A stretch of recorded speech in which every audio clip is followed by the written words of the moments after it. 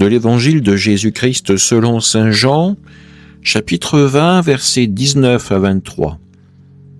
C'était après la mort de Jésus.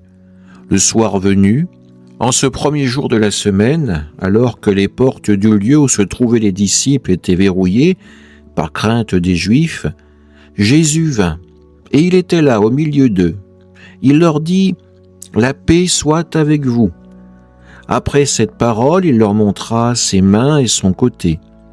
Les disciples furent remplis de joie en voyant le Seigneur. Jésus leur dit de nouveau « La paix soit avec vous.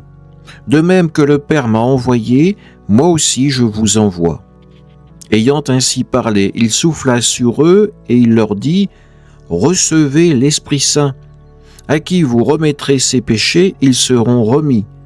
À qui vous maintiendrez ses péchés, ils seront maintenus. » Acclamons la parole de Dieu. Frères et sœurs, ce matin nous célébrons le jour où l'Église est née. Pas dans le bruit des applaudissements, mais dans le souffle d'un vent puissant et dans le feu de l'Esprit. Dans les Actes des Apôtres, nous venons d'entendre, ils furent tous remplis de l'Esprit Saint, et ils se mirent à parler en d'autres langues. Des Juifs venus de tous les pays les entendaient proclamer les merveilles de Dieu, chacun dans sa propre langue. C'était le signe éclatant que le salut n'était plus réservé à un seul peuple, mais offert à toute la terre. Pourtant, quelques jours plus tôt, Jésus avait déjà donné l'Esprit Saint d'une manière plus intime. Il apparaît aux apôtres enfermés par la peur, leur montre ses plaies et leur dit « Recevez l'Esprit Saint. Ceux à qui vous remettrez les péchés, ils leur seront remis. » Deux dons, deux moments. L'Esprit Saint est à la fois souffle de paix dans le cœur et langue de feu qui pousse au large. Saint Augustin, dans l'un des sermons sur la Pentecôte, nous aide à comprendre ce qui se passe aujourd'hui.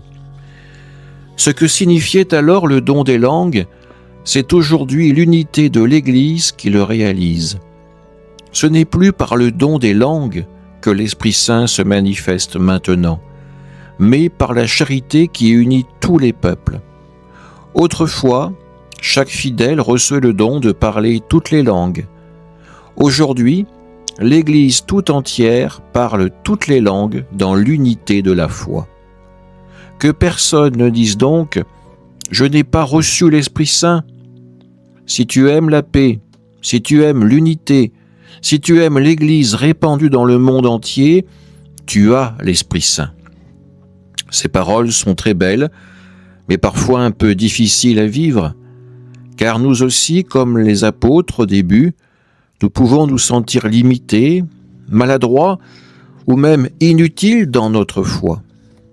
C'est là qu'un petit conte ancien, venu de la tradition des premiers chrétiens, peut nous aider. Barsabas était un des disciples présents le jour de la Pentecôte. Lui aussi reçut le don de parler en langue. Mais à sa grande tristesse, il parlait une langue que personne ne comprenait. Pendant que Pierre convertissait des milliers de personnes, Barsabas se sentait inutile. Alors il restait silencieux, parlant dans sa langue mystérieuse à lui seul. Un jour, il s'en plaignit à un des anciens. « Pourquoi ai-je reçu ce don si personne ne me comprend? Je suis inutile. » L'ancien lui répondit « Frère, le don n'est pas toujours pour ceux qui écoutent. Parfois, il est d'abord pour toi. Continue à prier dans cette langue que l'Esprit t'a donnée. » Des années passèrent. Barsabas voyagea beaucoup, souvent seul dans des régions lointaines. Partout où il allait, il parlait cette langue inconnue dans sa prière.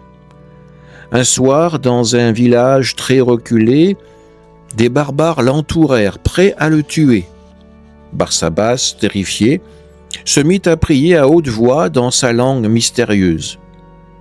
Soudain, le chef du village se figea. Il se mit à trembler et tomba à genoux. « Comment connais-tu la langue secrète de nos ancêtres, celle que seuls les anciens prêtres parlaient dans les cavernes sacrées ?» Barsabas, stupéfait, répondit « Ce n'est pas moi qui la parle, c'est l'Esprit de Dieu. » Ce jour-là, tout le village se convertit. Le miracle des langues, qui lui avait semblé inutile pendant des années, avait été préparé pour cet instant précis. Le don que Barsabas avait cru inutile pendant des années était exactement celui dont Dieu avait besoin au bon moment. Frères et sœurs, c'est souvent notre histoire. Nous recevons des dons de l'Esprit, une parole, une écoute, une patience, une capacité, parfois même une souffrance. Et nous nous disons « À quoi cela sert-il ? Personne ne semble le comprendre. » L'Esprit Saint ne distribue pas ses dons pour que nous brillions devant le monde, mais pour que l'Église puisse parler le langage du cœur de chaque personne, de chaque culture, de chaque époque. Et parfois, ce langage passe par notre petitesse, par une persévérance discrète, par une charité ordinaire. Aujourd'hui, le vrai miracle des langues, c'est vous, c'est moi, unis dans la même foi, malgré nos différences de langue, de culture, de caractère. C'est une paroisse qui prie ensemble. C'est une famille qui se réconcilie. C'est un chrétien qui choisit l'amour plutôt que la division. En ce jour de fête, demandons à l'Esprit Saint de venir renouveler nos cœurs. Viens, Esprit Saint, donne-nous la paix que Jésus a soufflée sur les apôtres. Viens, Esprit Saint, enflamme-nous pour que nous osions sortir de nos peurs, de nos enfermements. Viens, Esprit Saint, fais de nous une Église qui parle toutes les langues par la grâce de la charité. Amen.